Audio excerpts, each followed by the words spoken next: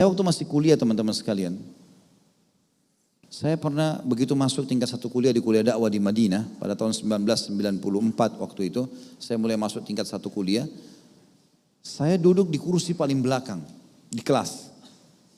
Alhamdulillah waktu dosen masuk, keluar masuk, saya dengar gitu kan. Tapi saya melihat belum maksimal karena di baris belakang kelas ini, itu teman-teman semua ada yang tidur, ada yang coret-coret kertas, ya. Ada yang menghayal taruh tangannya di pipinya, nggak dengar dosen ngomong apa. Orang yang di depan semuanya konsentrasi, dosen bilang apa ditulis. Terus saya melihat pada saat ujian memang rata-rata yang di belakang ini nilainya nggak bagus. Normal, yang di depan semuanya bagus. Karena mereka konsentrasi kan. Nilai saya waktu itu ada di tengah-tengah teman-teman. Tidak bagus sekali, tidak juga buruk. Gitu kan. Saya coba ubah strateginya. Sekarang saya maju ke depan. Saya duduk di depan, di dekatnya teman-teman yang prestasi itu. Saya lihat apa yang mereka buat. Apa yang mereka buat ini. Kenapa mereka bisa dapat nilai 100 dikasih sama kampus, dia dapat 100. Gimana bisa ini? Nilainya full. Kalau tidak 99, 98. Dan waktu itu teman-teman, kalau kita lulus dengan cum laude, maka dikasih oleh sekolah 100 real bonus. Maaf, 1000 real. Ya kalau kita sekarang 3 juta, hampir 4 juta ya rupiah. Dikasih uang, selain beasiswa bulanan. Karena dianggap nilainya di atas 90. Saya lalu duduk di sebelahnya mereka. Saya lihat apa ini orang-orang buat. Ternyata semuanya sibuk nih. Kalau dosen masuk, siapin buku tulis sama pulpen. Dosen ngomong apa? Tulis. Jadi saya lihat ini teman-teman yang berprestasi, dia buat kelas ini seperti antara dia sama dosen saja. Seakan-akan tidak ada orang lain. Kalau dia nggak ngerti, sebentar Syekh, saya belum mengerti. Bisa dijelasin lagi nggak? Dijelasin lagi begini. Baik, kalau ujian saya jawab begini bisa nggak? Jadi mereka sibuk dengan ilmu itu. Ditulis, tak selesai. Yang di belakang ini sibuk, seperti yang saya bilang. Mengkhayal, duduk, tidur. Ya. Saya hari-hari pertama teman-teman sekian kewalahan terus terang mengikuti mereka. Kewalahan. Saya mau nulis ini kewalahan itu. Karena cepat sekali apa yang dosen ucapin ditulis. Tapi saya bilang saya harus bisa. Enggak boleh enggak. Saya harus bisa. Saya beli buku tulis, saya tulis. Awal-awal saya kelabakan sekali teman-teman. Dosen ngomong kita tulis. Keloncat lagi beberapa. Nanti dosen keluar baru saya tambah gitu kan. Saya belajar. Adaptasi. 1 bulan, 2 bulan, 3 bulan. Setelah 3 bulan teman-teman subhanallah, apalagi kalau sudah jalan 6 bulan waktu itu, saya tidak menyadari, ya, tapi Allah SWT mudahkan itu, apa yang dosen ucapin saya bisa tulis. Bahkan waktu itu Allah berikan kemudahan, saya bisa menulis dan buku tulis saya masih ada sampai sekarang saya simpan. Buku tulis itu teman-teman sekalian, saya bisa tulis ayat Al-Quran dengan pulpen tinta merah dan perkataan dosen dengan tinta warna hitam. Jadi cepat saya bisa ganti pulpennya. Dan subhanallah, waktu sebelumnya, sebelum saya pindah ke bangku depan itu, saya melihat ada satu pahala yang besar didapat oleh teman-teman yang di depan ini. Karena mereka rajin nulis, begitu menjelang ujian, yang di belakang yang malas-malas ini fotokopi buku mereka. Lah iya. Terus dibaca, hafal ayat, hafal hadis, dapat pahala mereka. Udah nilainya tinggi, dapat pahala banyak. Saya termotivasi, harus saya bisa sama mereka. Hatta alhamdulillah Allah mudahin, adaptasinya ada, tapi saya berhasil. Dan subhanallah, sampai jauh daripada itu teman-teman sekalian. Ada beberapa dosen yang akhirnya meminta buku-buku tulis di kelas, siapa yang menulis? Saya mau jadikan sebagai kurikulum pada saat nanti ujian. Maka saya sempat angkat tangan, teman-teman semua angkat tangan, waktu itu pelajaran sejarah. Kemudian dikasihlah buku-buku, minggu depan dosennya datang. Dia bilang, saya rekomendasikan tulisan ini, tulisan saya diangkat kebetulan. Ini fotokopi, saya jadikan kurikulum. Jadi dianggap tulisan saya ternyata sempurna. Saya sujud syukur kepada Allah. Alhamdulillah ternyata bisa saya prestasi, bukan gak bisa. Dan pada saat lulus ujian betul-betul dapat nilai tidak jauh dari mereka dan dapat 1000 real. Gitu kan. Jadi ternyata saya ambil kesimpulan, kita kalau berteman sama orang-orang pintar, kita akan sama dengan mereka teman-teman. Kita berteman sama orang bodoh, kita akan sama dengan mereka. Kita berteman dengan ahli ibadah, kita akan sama dengan mereka. Kita berteman ahli maksiat, kita sama dengan mereka. Kita berteman dengan orang bersih, kita akan sama dengan mereka. Karena tiap hari kita lihat itu kan. Kita berteman sama orang jorok, kita akan jorok bersama mereka. Maka tentukan jalan kita teman-teman. Dan ini bagian daripada ibadah. Menjadi orang yang terbaik bagian dari ibadah. Jangan disia-siakan ini. Gitu kan. Saya pernah undang teman saya di kampus juga gitu. Dari Afrika beliau, dari Somalia. Namanya Abdurrahman. Saya masih ingat orang itu, Masya Allah. Orang kalau ngomong selalu supel ngomong semua sama orang. Nilainya selalu mumtaz itu. Cum laude nomor 1. Selalu.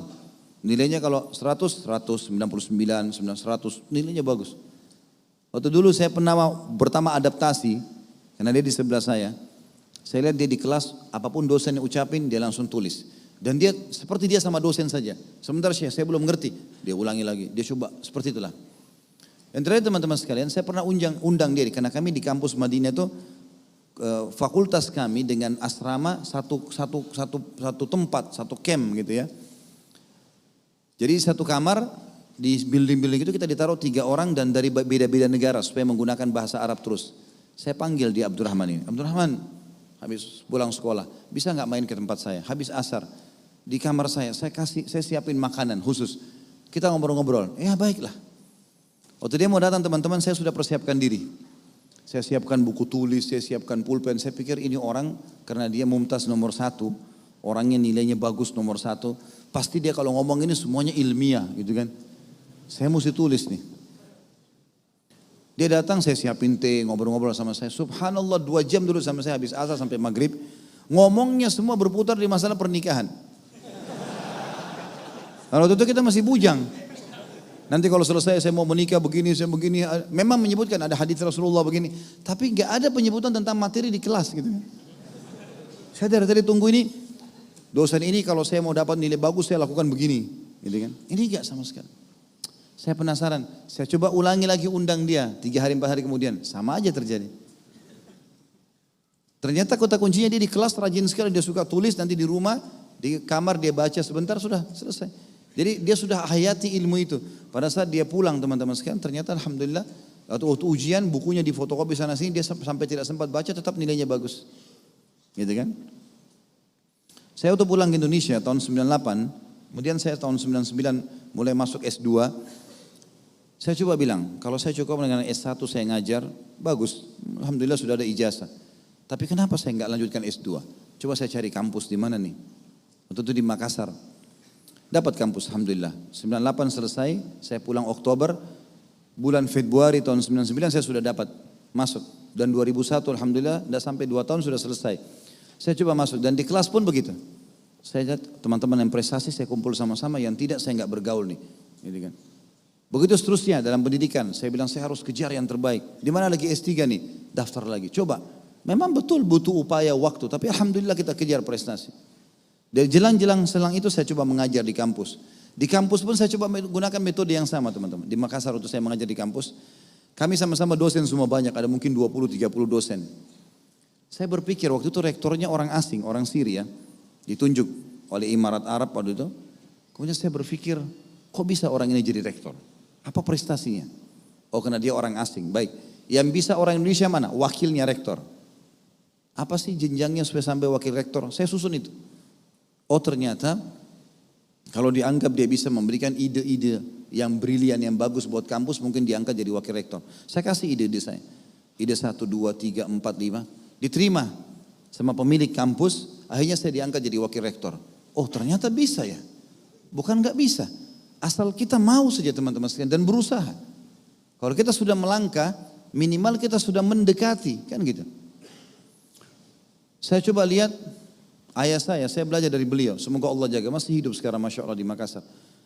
Sampai umur 70 tahun sekian, itu selalu saja bisa membiayai pesantrennya, dia bisa membiayai hidupnya, membiayai keluarga. Padahal secara khusus tidak ada pekerjaan, tidak pernah jadi pegawai negeri, nggak pernah segala macam. Dia mengelola usaha-usaha dan selalu saja rapi dalam menulis bukunya segala macam. Saya coba belajar. Kenapa ayah saya bisa, saya nggak bisa? Saya juga harus coba usaha. Tahun 2006 saya pindah ke Jakarta. Saya coba lihat peluang apa sih yang saya bisa selain saya dakwah ini, saya ceramah, saya harus punya pendapatan. Gak mungkin saya gak biayai keluarga saya. Saya harus punya pendapatan, saya harus punya pekerjaan. Cari jalan. Karena saya sudah tidak jadi dosen lagi di kampus. Mulailah saya muncul kumpul-kumpul ide, usaha apa, usaha ini, usaha itu. Sampai alhamdulillah akhirnya Allah mudahkan. Terbukalah usaha ini, terbukalah usaha itu. Ada satu teman dari Riyadh datang mengatakan, ayo kita pergi ke Irian.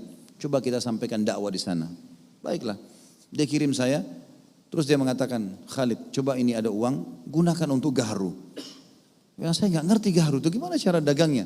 Coba ente belajar. Baiklah, saya belajar. Saya tinggal hampir 2 bulan teman-teman dalam hutan waktu itu. Tahun 2003 sampai 2006, 2007. Bolak-balik terus. Belajar pelan-pelan. Lama-lama alhamdulillah kita bisa ekspor ke Saudi. Gitu kan. Ternyata bisa asal mau. Kemudian saya kumpul lagi sama teman-teman. Ada satu teman dari Syria datang kepada saya. Dia bilang, Khalid, saya ini punya anak 4-5 orang, agak susah pendapatan. Gaji saya $500, dia bilang. Tidak cukup buat anak-anak. Waktu itu dia bilang. Saya tanya, antum punya kemahiran apa? Saya bisa masak, biasa saya kasih kedutaan-kedutaan. Baik kalau gitu. Coba kita coba saja. Antum bisa buat masakan Arab? Bisa. Dia bilang, saya buat. Berapa biayanya? Dia bilang kalau makanan sederhana 400.000. Ini 400.000, coba bukain. Buatin dulu, bawa ke rumah sini, saya coba. Dibawa ke rumah saya coba gitu. Masakannya enak sekali. Karena saya pernah tes di Timur Tengah, memang rasanya enak seperti itulah. Terus saya bilang bisa buat yang lebih besar. 1 ekor kambing, oh bisa. Berapa? 1,5 juta. Ini uang 1,5 juta. Coba buat. Dibuat sama dia, enak. Saya coba lebih kembangkan lagi. Di pengajian saya tawarkan. Biasanya kalau pengajian dikasih makan siang jemaahnya. Kalau saya pengajian pagi sampai duhur. Saya bilang sama pemilik rumahnya, udah gak usah siapin makan, nanti saya siapin. Saya bawakan 1 ekor kambing, nanti dicoba tesnya. Gak usah dibayar, bawa ke sana dicoba. Cocok gitu kan. Setelah cocok saya berpikir, gimana caranya saya harus bisa punya restoran. Gak ada modal. Saya belum pegang uang yang cukup besar untuk restoran, buka sekian banyak. Saya iklanin di pengajian, saya mau buka restoran, ini idenya, saya susunkan proposalnya, bagi hasilnya begini, silakan kalau ada yang mau invest. Subhanallah, Allah mudahin. 3 orang datang langsung membawa uangnya. Bayar cash, diinvestasikan. Berjalan gitu kan. Memang tentu kalau kita mulai teman-teman bekerja, berusaha, ada suka dukanya ya. Enggak mungkin tiba-tiba kita langsung naik. Tapi naik turun itu ada. Tapi kalau kita berusaha menjaga komitmen kita, kita akan terus bisa naik kok. Dan banyak contoh-contoh berhubungan dengan itu. Saya datangkan tadi, tunggu dalil-dalil di sini sudah cukup. Tapi saya coba berbagi pengalaman pribadi teman-teman. Coba saya kejar yang terbaik, alhamdulillah. Dalam rumah tangga juga saya coba memberikan yang terbaik. Coba menjadi yang terbaik. Baca tentang apapun yang terbaik. Saya kasih yang terbaik. Dan saya lihat memang hasilnya juga alhamdulillah maksimal. Jadi semuanya bisa kita dapatkan asal kita mau. Dan penyakit al-malas dihilangkan. Ini paling berbahaya ini. Malas, tidak mau bekerja. Tidak mau berusaha, nggak menganggap ini sebuah ibadah, makanya ini jadi masalah buat dia. Jadi oleh karena itu teman-teman sekalian, mulai sekarang sempurnakan fisik kita semaksimal mungkin. Jaga kebersihan, jaga kerapian, cari prestasi yang terbaik dari masalah titel sekolah, ya, pendapatan, pekerjaan, kembangkan. Dan Allah Subhanahu Wa Taala akan menilai sesuai dengan kadar juhud kita, sesuai dengan kadar juhud kita. Allahu alam. Ini bahasanya teman-teman sekalian.